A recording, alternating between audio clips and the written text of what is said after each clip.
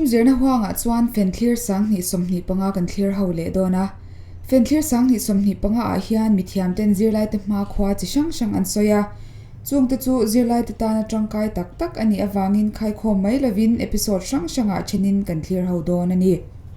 tunchu ma hian he Fenthlir sang ni somni panga apu Huxley L Colney Peipung in basic financial literacy and career opportunities chungchang a soi kan ngai thladona Zirlaite uluk takin kan lo ngai thladon nia bo khoi te waron soi ngam kan mem khoi tang an nei ding nal lin on soi chin da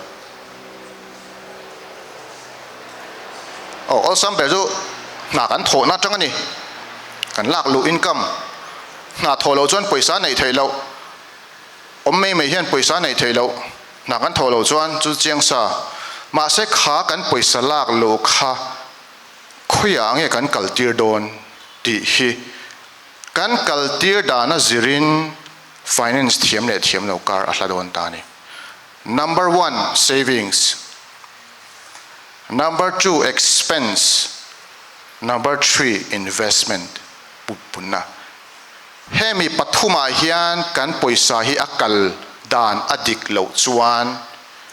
nuai za chuang po omse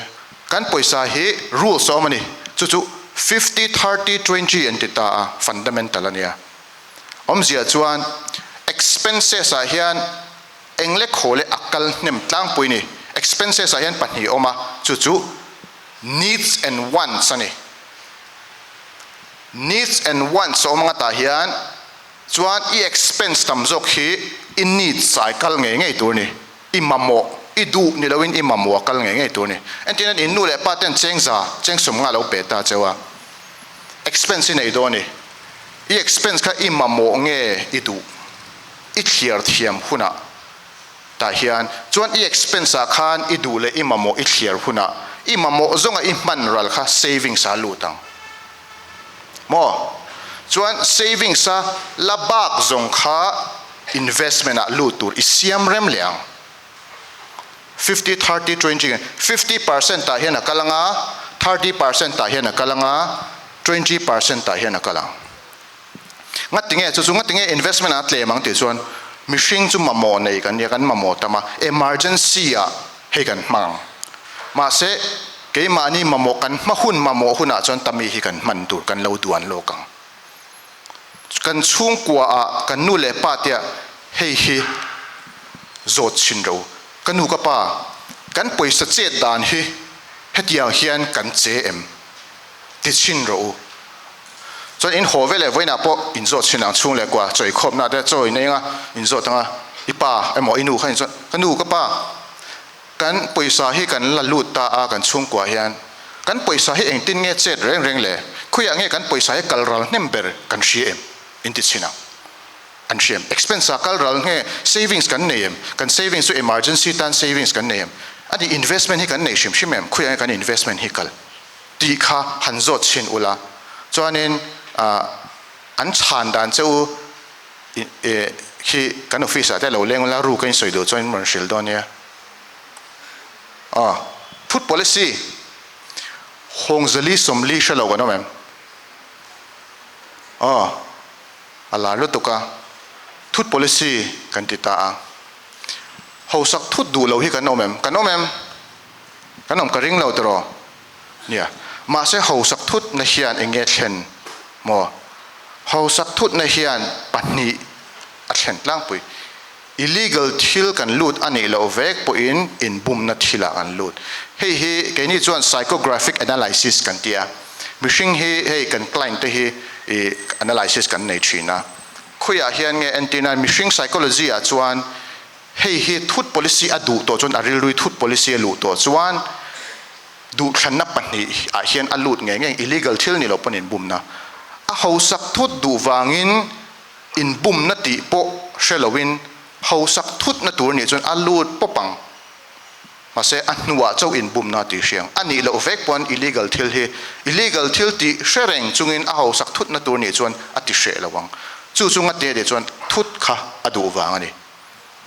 thut du lo kanom lowa mase akong hi dik om ve ni chu kan soi ho do ni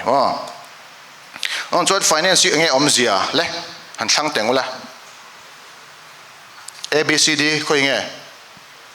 a ti zong ban pharang b c d b hi adikani thiam hle mai ha thiam ngal zel don ni mo ani heng ho zinga hian enge kan du le kan mamo niang anh lo hian soi ro he a b c d hian soi ro c le f e car te mamo lo me hindu lo me ma Netflix te hindu lo me mamo lo me iPhone te mamo lo me C le exam C le mo F yes right thiam la me budget kan di nge thang le ro le nge budget mo C mo B mo en sinang dikem dik le ta vat thiam ve kha ni mai finance su budget apai mo budget hi antina tu na budget hi poi mo je chu kumtin Mizoram hian budget session anei thina engatan nge budget session sum le pai kan man dan tu siam rem ani kan Mizoram sarkar hian asum le pai man dan tu ra siam rem thina ni entin nge kumin chu paisa kan manang entinan budget siam chu keima point budget kan siam te tun tha ka budget tu chu engzan nge niang tun kum ka budget tu chu engzan nge niang skuli kal lai hian budget in siam ro entinan nu le pa dang I allowance in dong paisa in dong thina college kan la chu budget in siamang chu mi za chu ka hmanga chu mi za chu khoi ka da thatanga tikhan paisa luan dan tur kan siam kha budget kan siam tur ni tikhan kumin ka man za tur entinan kum ina hian mo kum ina hian kum tluanin paisa engzan nge I man rol do ni shem in chut ngai to em bus fare ani mo I tiffin ani mo I thil lei du zong ani mo I chut ngai to em han chut chin ula lo tam viau phei chuanin inu le ipa te nu le pa te kan ti hek viau don ti na ni me ya chu entinan ka budget chu alo tam em enge ka mamo lo a hian ka expense ka control ngai ni chu budget siam ni next le he chu chinang thatin cheng za he kan call ta ula tha som pani tu eng zan ngai ne yang le han khoi nge Wow, cheng lo ve A ti zong C ti zong B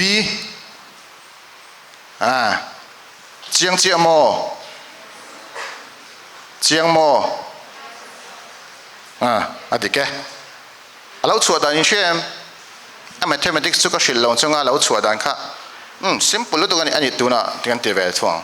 tihan kan te ve thong thatin cheng za hi ka khol ta ula thatin 1% in pung zel ta se thlasong pani nuai engza nge ni tang le compounding kan ti ta hi chu le khoi nge answer niang soi ro khoi dang e nga tinge si ni na chan tur he tlem jok dei lo he bia hian tam jok don lo mi si kan than na chan nge point om wa 0.25 om wa mi na china in chut ang che khan in chut chuan hei hi hetianga in chut chuan answer tur chu hei ni don ni chut dan dik lo ani ma se compounding a kan chut ve thung chuan hei ni dei thung ani enge dang lamna a chut dan in ang ro nga tinge simple pakhat ani pakhat compounding ani wanga chut dan enge dang lamna chu finance a te kan zir tir thin ani a chut dan te kha dam tak chuan in bank a paisan da ke chu ka don tu chu heti za thi ka dong dona atita chuan phat ve chuan I chu da na dik mek mo compounding a chu tangai si tita ani lo ni lo heti heng ka chu don lom te compounding an chu ta renga hei chu hi lo ni si enga tinge dot mi shil today me ni tuna hian khatia thleng renga ni I bank a paisa kan da a kum khata chu mi za chu pung don an tia tiza thi pung don singa te tiza chawi ka nei atile sia a chut dana thiam lo wang mai mai ni chu finance a chona poimo ni chứ thế mà chú vàng chọn internal finance à mi lâu advice ta ít chút đã địch lâu phải chọn ngắt đốt misil thì đây mấy đòn chơi xin quay mol tu cái này mua khá hay answer cho này chọn anh ấy chọn compounding chú anh tí nó nghe này ta compounding đúng chưa em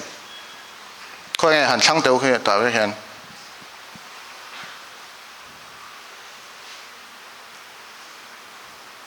A B C D mo B mo in code phi em B thì zong sang đầu em bar part đầu eo phát lem và anh ấy chuan C thì zong chuan D A B hi tung nghe sang zong han ban part lại đâu còn phi lâu lắm về part sa lâu lẽ đồn trồng cho B anh ấy compounding gì chú kan poi sapung khan hei na china ka soin che khan hei compounding a chon apung khan apung dang a siam zel ani mo apung khan apung dang a siam zel ani chu compounding an ti ta ni investment thil sum pe punna chuan compounding hi thil kalphung ani investment a chuan sum pe punna chuan mo chuan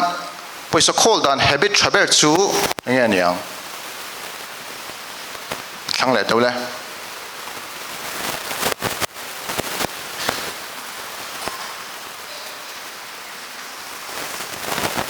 ring the win simo chiang mo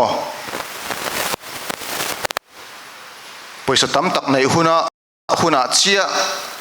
poisa khol hi a thalo mi tuna poisa khol tur po nei lo en te kholang cheng za min pe an nu le pa ten cheng za bok man le zo en te khol tur te kan nei ang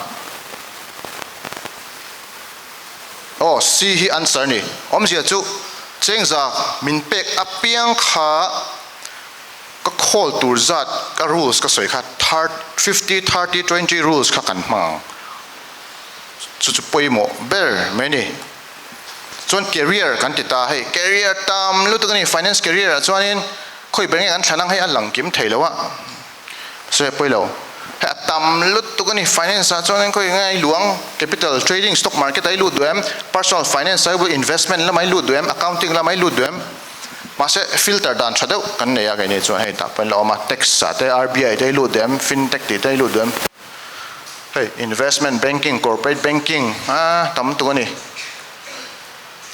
hei avalang chiang lo ve engpon ni se pakhat chu chart top investment khovel kan ti ta stock market investment pon ro se khovela chuan charter financial analyst kan ti CFA kan ti ni hei investment khovela chuan a top class ani thiam na chuan pa sa har em meni ma se at halut tu ani hey research an be chini company thalon zir chinga economy ten zir chinga sarkar ten thuron thina ni tiang ho chuan hey portfolio management te financial modeling macroeconomics ten study a company en zir ching rampum ten study ni antina mizoram te he CFA chuan aron zir chiang aram chung chet vel da zir chiang vek thiamani CFA kan ti ta ni mo charter financial analyst chuan hei hi khovela hian charter analyst ka soi sualo chuan mi nuai khat an la om lo billion exai kan 7 billion vel kan om ta trom India khovel pompuya 1 lakh CFA po kan nei lo thina ni chu hangai to teu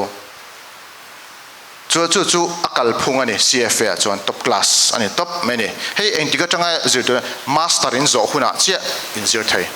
master thu lo chuan thai lo chuan charter accountant kan ti le hai hi chu in sha theunga charter accountant India po charter accountant chuan accounting hei mi poisa cheve la kha avazir chian sak thina ni company te sarkar te pui thina tax lama te a pui thini tax income tax ichoi do nem business tax ichoi corporate tax ichoi do nem kalau ti fel sakang che kalau zia fel sakang che balance sheet siaminga em company i lo nei ta i company kha banking balance sheet va siam ro lo ti ta en tu teng siam ti rang hei charter accountant how hi siam ti rang ani chuan poisa cheve la kha alo zir chiang thini mo lo zir chianga lo study a di khan ei poisa che dan chu hei ti hi ni chuan entina I Mizoram sum khalo buai ta ni Mizoram sum khalo tunge an ron thin tunge an roi thin charter accountant hen roi thin ni a chel vel dan tu alo zir chiang thin ani chu charter accountant ho na ni mo chuan charter wealth manager kan ti le ta hi charter wealth manager ho hi all over khovel puma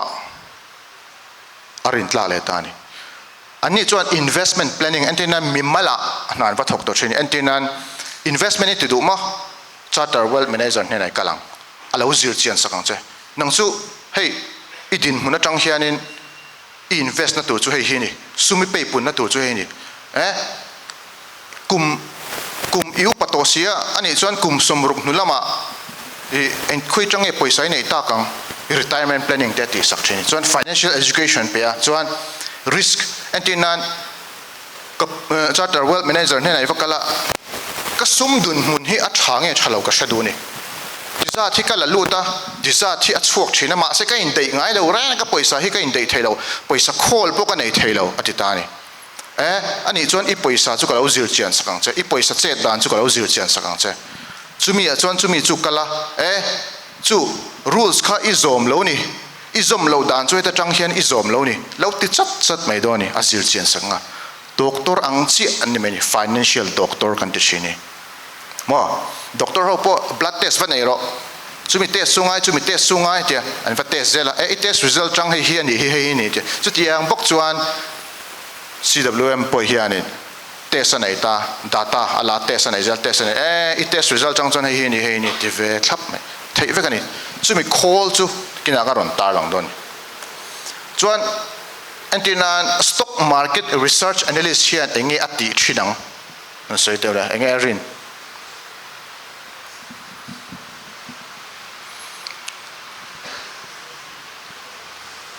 ABCD mo B mo stock market research analyst kan ti te hi Mizoram a chuan kan nom lo top chuan hey NISM kan ti ta research analyst certified a chuan a om chhun kalani kain soi theina wa ni lo exam du nom hlainem exam ngam po nom hlainem ma se in exam don chuan in graduate potangai a big takin MBA finance te in zir pe chuan research analyst ini thaini research analyst chuan company in zir chianga a company zir chianga tang khan hei hi kalphung ani he company thalo ni he company thani a book thapanga ti chuan a client pen hena a shil don ni mo chuthiam tiro chu a kalphung an ta ni ti chuan in thlang dika choni le investment sum pe punna lama pui thei tu chu zatinge ta an thlang to tu nge niang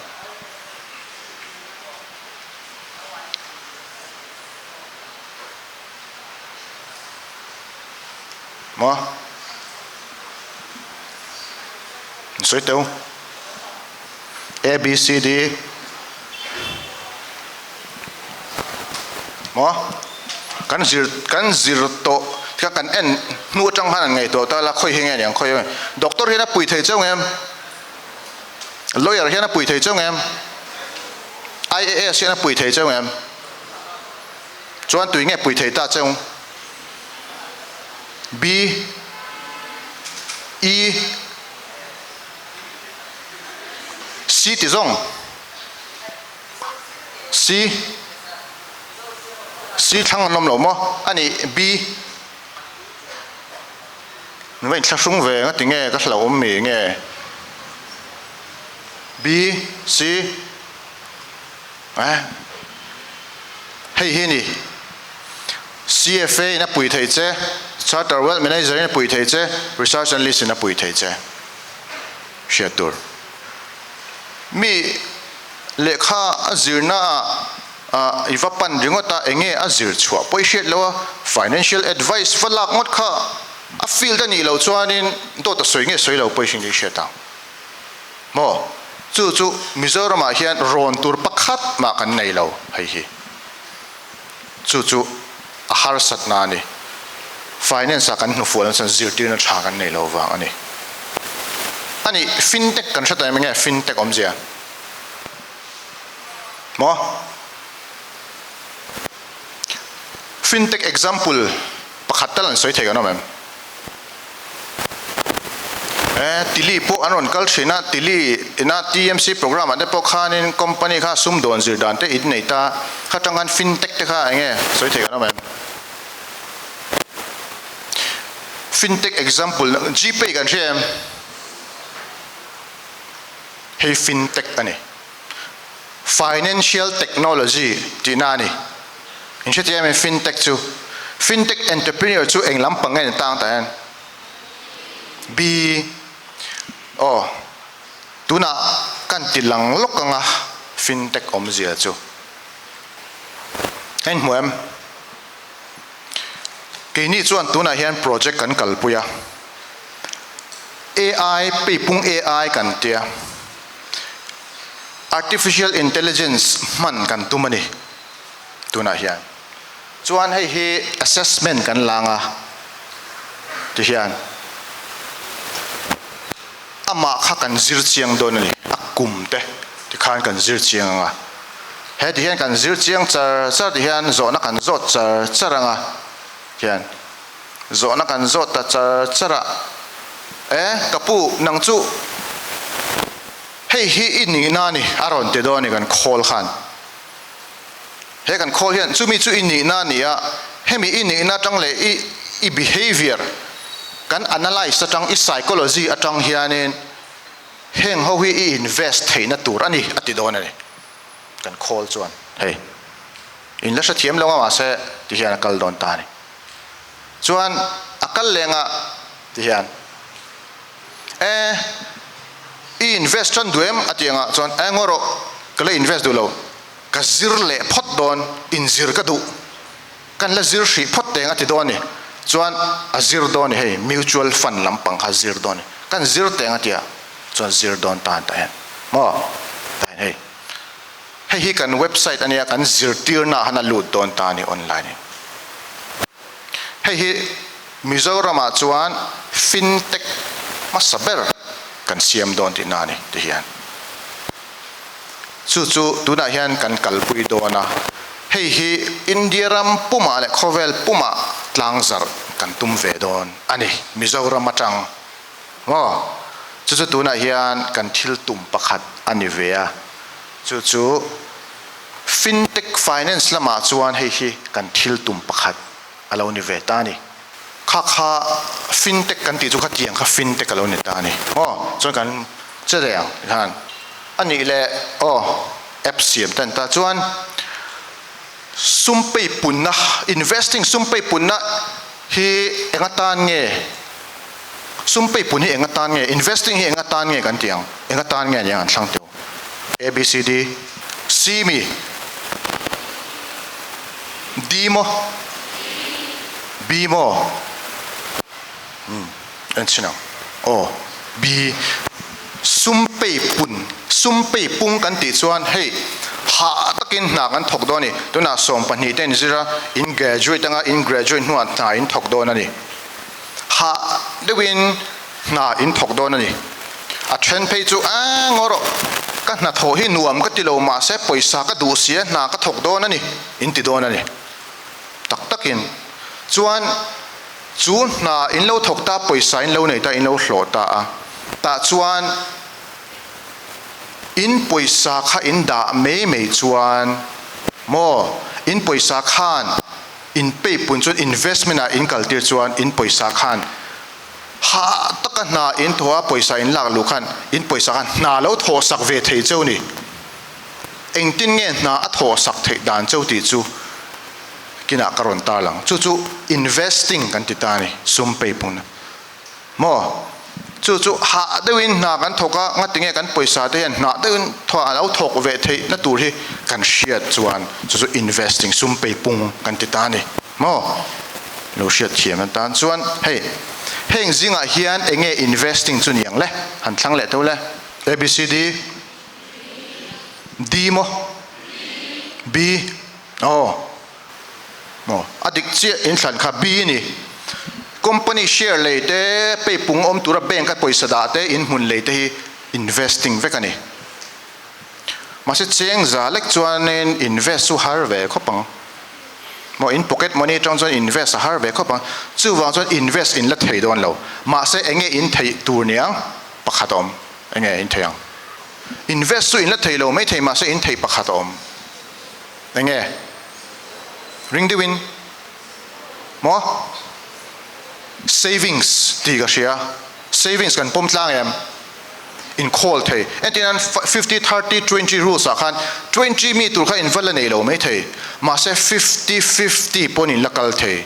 50 hi ka mamo ka hmanga mamo la ka du ka hmanga 50 hi chu savings akala da lu thei ti chin ro tu na tang hian mo ni tin nu le paten lo pe chon chon cheng som lek po han save charger ula na china kan hmong khanin apung ve zel don ni mo chuan finance mithiam tur hen enge poi muang le ABCD B ni hey keipo kum som ka be to kala in zir zel ani voile khata thiam thut hey na ka tho huna chok ka zirang ti te van nei na in van nei na ha atop ti te hi om ziom lo ni hey na sa taka zir po ani lo exam don vela zir vak khen finance thiam theilo habit na ngai ni tuna chang lo practice chan ro chu chu akong ani chuan finance zir hlok na chu nge niang A B C D E B tho ni ta po mo chuan ani heng hoa hian in bum ten lama kan lu tang heng hoa hian khoi nge in bum na niang A B C D A car khat chungin 100% return ni khoya ma a theilo kum som chung ka be to theilo hau sak thut po ka lo tum ve to theilo har lu tu soi bo khan in bum na kan lu zelani chu wang chuanin in bum na in she du chuan tun lai pe chu hei mizoram a hian mizoram hi financial lama in bum na lama atuar tu sang ber kan ni a chan chu engwang e niang kan thiam lo wang finance lam kan she lo lu tu hei mani a pe chuanin kha kan me chia pakhat te teang chon whatsapp anin bia chu mi za chu poisa min pe la kar khat chungin return 50% return ka pen che me mai chana po vai khat man lain mulawa ti chuan whatsapp kal tlang khan poisa nin pe ni ti chuan te whatsapp mi chuan ati chuan a number ati himaka are mak me biak dan tuam to lo bo dai mo chu phone a chaw ne whatsapp a chaw no games in khel thina nga advertisement a ron lang screen te tiang chart deuh te hi ron lang do ni kina chuan hei tiang chart ten mu thinem oh sorry ti lang nge hei tiang chart ten mu to nga em tiang hen a lem le tak tam lu tu ka ni ke ni chuan a lem le tak hi thiar dan kan thiam a zir chian dan kan thiam ani nang ni chuan in thiam don lo in rin thuin khoi nge dika khoi nge atak ti po in lo shalo mai thei ma se a zir chian thiam dan om ani mo chu kan tar lang le du lok ani chu oh tu chuan kan move on lang hei hi antinan zona lo lu da ta tu emo in phone atang ringot in poisa chu mi za chu ka lo invest ula 100% lot ka lo dong alet in dong don ya lo ti ta se in nu le pa te pon an tong shinang tam tak chun tong ani anon kala kan office aten hey phone atang hian chu mi za chu ron tia chu mi company chu a in tia hey nibin lo ka po khan message ka donga sar hey hi min lo zil chian sak the company hi atak nge lem ka sha thailo hey chu mi za chu min ron deposit ula chu mi za chu return en peng chu anon tia min lo zil chian sak te an tia nia man huna ka lo zir don ya ka te in tong don chau in len huna point tong don doctor meu pon bum thin ani news in an chin chuan chu wang chuan hei hi in lo tong ni chuan in ti tur ma sak ber chu oi lo top pro traber mai ni oh chuan engwang nge sum le pai chung chang hi zir angai na chan hi enge niang bi sum le pai en kol thiam ani mai mo chuan financial freedom hi enge omzia hey Instagram vel en munga car nal teu 25 a chuan in car ka leya chu ti ho sa chumi za chu kala luta te hey nge tun lai thalai ho tun lai po inflex teu hey vestige ho mo sananal deu car nal deu a thei lo retirement planning in nei lo chuan le financial planning in nei lo chuan i van nei thut ani lo chuan a thei lo chu pom tur chu wang chuan financial freedom kan ti chu kan du le kan mamo a paisa kan man tur kan nei hi ni financial freedom chu financial freedom ani vai in pho chua lam ani ran lo mo chu khiat tha chuan hei hi India rama kanom chung chuan heng ho hui by heart ro in boom na laka kan himnan chuan sebi kan hriat angaya MF kan hriat angaya Reserve Bank of India NISM company aron kala ina te inu te ron bia inu in lo shelawa afat thave chu company chuan 50% retirement pe the avan tha em lo ta lo soita i lo sha thoi ani kanu kapa chu company chu eng registration nge nei sebi name MF name RBI name NISM talte name zot ro in zotang alo nei lo ani chuan avarin hlel om ve a certificate number deal teng website ta kan endonia ti at hei vekani chuwang chuan heng registration hi tun nai chuan kan deal nge tur ni phone atang ringot anon bia chuan are chiang lo deuh lekin a certificate teron tar lang ani chuan a certificate number kha la ula internet a azon na om vek chu finance mithiam financial literacy kan ti chu ni mo poi mol tu kani so top nan finance pui tling tan chu zir tur ni lo tu na tang tran ro habit a nei ro na china 50 30 rules ka ting te kha practice ro in paisa nei hian tun chang na in tho na chon kha habit ai nei nga in mamo paisa chu eng tik lai pon in nei thei reng chu poi mo em mani mo ti song kha voina ka present thei chu nia